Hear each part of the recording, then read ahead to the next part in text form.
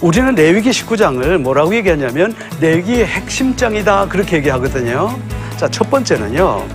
이 레위기의 19장은 바로 레위기의 주제가 있는 장이라고 그랬는데 레위기의 주제는 딱 하나입니다. 그게 뭐냐면 내가 거룩하니 너희도 거룩해야 된다.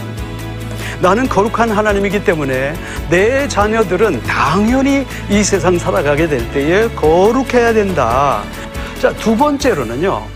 이 레위기 19장이 왜 이렇게 중요하냐면 바로 이 속에 십계명이 들어가 있다는 거예요. 십계명을 정확하게 나누면 하나님 사랑, 자기 사랑, 이웃 사랑이잖아요.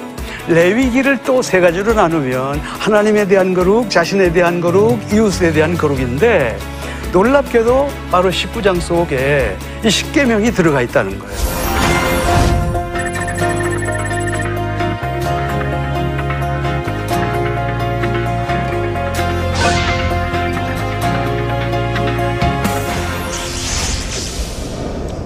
안녕하세요. 부산장신대학교에서 교수하고 있는 최무열 목사입니다. 우리가 레위기에 대해서요, 이제 많이 어려워하는 것 같은데, 레위기의 구조를 알면 아주 쉽다고 그랬죠. 그래서 레위기에는 세 가지의 구조를 갖고 있습니다. 하나님에 대한 거룩과, 그리고 자신에 대한 거룩, 그리고 이제 마지막 이 구조가 바로 우리 이웃과 공동체와 사회에 대한 거룩 아니겠습니까? 그래서 이제 건강한 사회라고 하는 것은요, 결국은 사회적인 그런 약자를 잘 돌봐주는 사회, 이게 이제 건강한 사회고 또 건강한 사회라는 것은 범죄가 없는 사회입니다. 그래서 그 신앙 공동체에서는 절대로 용납해서는 안 될 그런 것들이 20장에 이렇게 잘 나와 있습니다. 또 건강한 그 사회와 공동체가 되기 위해서는 무엇보다도 이제 지도자가 중요하겠죠. 그래서 이번에는 말이죠.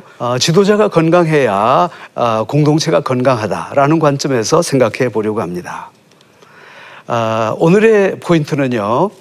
건강한 공동체의 운명은 결국은 건강한 지도자에 달려있다. 이건 아무리 강조해도 지나치지 않겠죠.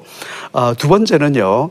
영적인 지도자가 그 신앙의 모범을 보여야 이 공동체가 진정으로 건강하다라는 그런 관점에서 보고요.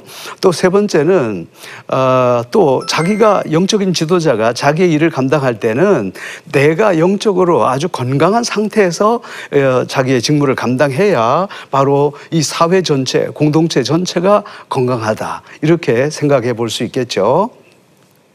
자, 그래서 오늘은 이 그 지도자, 특별히 영적인 지도자가 누구냐, 여기에 대해서 생각을 해 보려고 하는데요.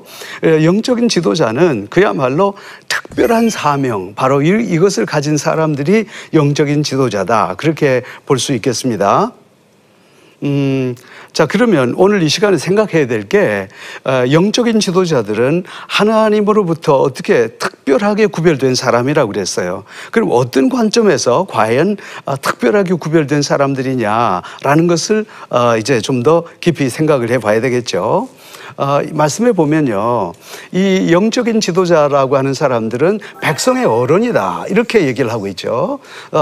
예를 들어서 어른이라고 얘기할 때 반드시 나이가 많아서 어른이다라는 것이 아니고 영적인 측면에서 나이가 어리더라도 역시 영적인 어른으로 그렇게 하나님께서 선택했다는 거예요. 그리고 이 사람들은요, 아주 특별한 직무, 거룩한 특별한 직무 가운데서도 아주 영적인 지도자들이 하는 일은 거룩한 직무를 담당하는 그런 사람들이라는 거죠. 그리고 특별히 오늘 영적인 지도자들은요, 주의 재물을 살라 바치는 그런 자들로 이렇게 구별하셨다. 그렇게 얘기를 합니다. 그러니까 주님께 제사를 드리는 사람들이다. 좀 이따 나오겠습니다만은 결국은 하나님께 음식을 드리는 그런 사람으로서 거룩하게 구별된 사람이라고 그랬고, 또 관유를 부어서 이제 구별했다 이렇게 얘기를 하거든요.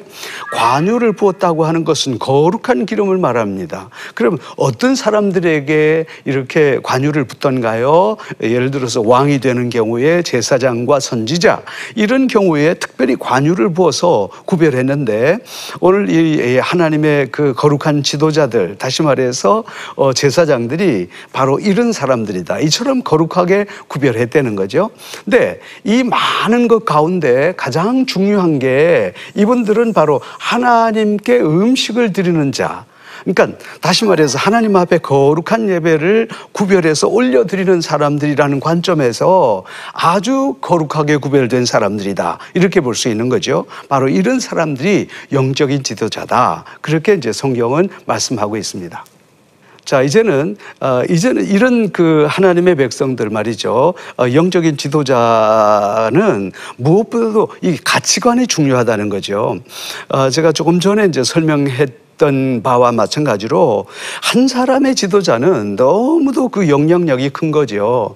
다시 말해서 그 공동체를 살리고 죽이는 것은 영적인 지도자에게 달려있다. 지도자에게 달려있다라고 과언히 해도 이건 말을 해도 과언이 아니겠죠. 예를 들어서 이스라엘을 살린 벤구리온이라고 하는 그런 지도자 한 사람, 영적인 지도자 한 사람이 바로 이스라엘 전체를 아름다운 그런 나라를 만든 것 같이 이 영적인 지도자 한 사람의 가치관, 이게 굉장히 중요한데 이제 가장 중요한 것은 이 사람들의 생각이 결코 어떤 세속적이어서는 안 된다는 거죠.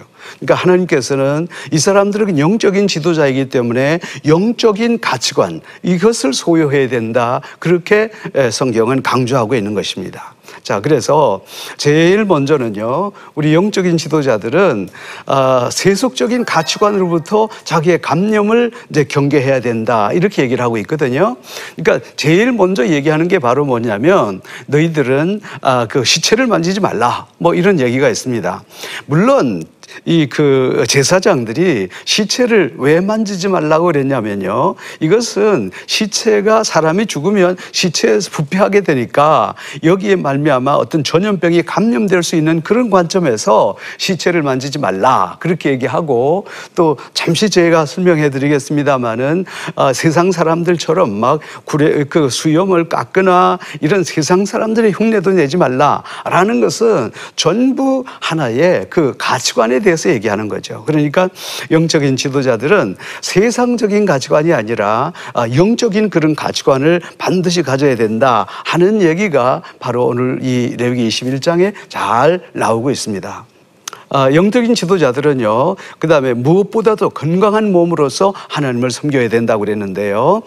이게 그 영적인 지도자들의 몸은요, 결코 자기의 몸이 아니라는 거죠. 이것은 하나님의 몸임과 동시에 아울러 모든 회중들을 위한 몸이기 때문에 자기의 몸을 잘 관리해서 그 다음에 하나님 앞에 직무를 감당하는 데 있어서 부족함이 없어야 된다라는 그런 관점에서 오늘의 이 영적인 지도자들이 누구보다도 사실은 육체가 건강하고 정신적으로 건강하고 이렇게 해야 될 이유들이 바로 여기에 있다. 그렇게 볼 수 있겠습니다. 그래서 이제 건강한 몸으로 하나님을 섬겨 나가라 하는 그런 것입니다.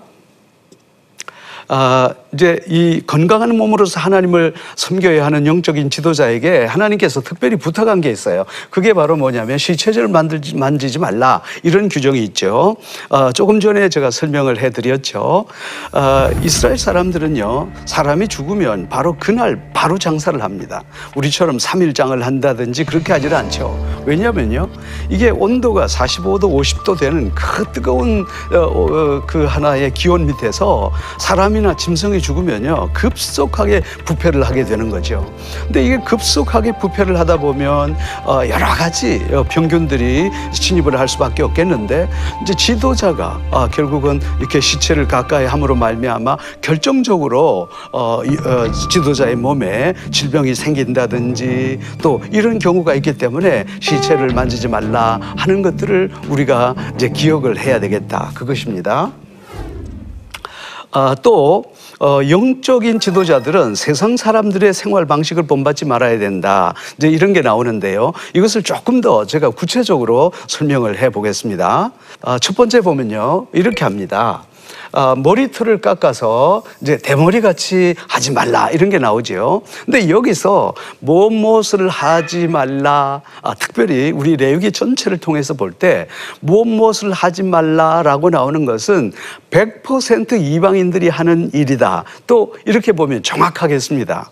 예를 들어서 푸른 나무를 심지 말라, 또 피를 먹지 말라, 기름기를 먹지 말라, 이 모든 것들은요 대부분이 다 이방 사람들이 하는 짓인데, 특별히 이 사람들은요, 이방의 지도자들이, 이 지도자라고 하는 사람들이 사람을 죽었을 때에 머리털을 깎고 막 대머리 같이 하기도 하고요. 그 다음에 이게 이제 이스라엘 사람들은 이 수염을 굉장히 귀하게 여기거든요. 근데 그 사람들은 막 수염을 민다든지 이런 경우에, 또 어떤 경우에는요, 그 슬픔을 표현하기 위해서 자기의 몸에 칼을 가지고서 자기를 자해하는 이런 일들이 사실은 이방 사회에 많이 있었다는 거죠. 이것도 바로 누가 하냐면 이방의 지도자들이 이렇게 한다는 거죠. 근데 하나님은 뭐라고 말씀하시는 거 아니? 우리 하나님의 거룩한 지도자들은 바로 이렇게 세상 사람들이 하듯 이렇게 이런 행위들을 본받지 말아라. 이것을 우리에게 말씀하는 거죠. 그래서 결국은 달라야 된다는 거예요. 우리가 지도자의 모습은 달라야 된다라는 그런 관점에서 오늘 말씀하신 것이다. 이렇게 보면 되겠습니다. 특별히 오늘의 우리 영적인 지도자들은 가정과 가정생활을 소중하게 해야 되고, 또 결혼생활을 또 깨끗하게 해야 되고, 그래서 모든 것들이 정결하고 모든 것들이 아주 반듯해야 된다, 이렇게 말씀을 하시는 거죠.